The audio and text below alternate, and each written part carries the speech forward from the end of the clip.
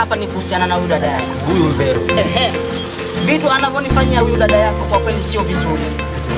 Kwa sababu ananifanya nakosa hata heshima hata kwa watoto wadogo.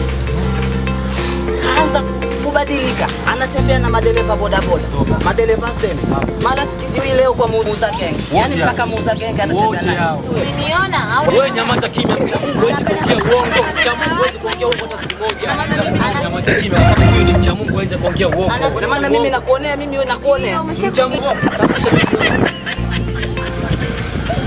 Ninakuwa pia. Yeye siku na kitu analiingia. Kama waliingia tako, waliona. Hili ni bonge la tako hata nikipitaga sehemu watu waga wanaliangalia. Tena wanaliangalia vizuri. Waelewa. Nitakachokifanya sasa. Nitatembea na mabwana zako wote uliotembea nao alafu tuone mimi mwenyewe nani mjanja.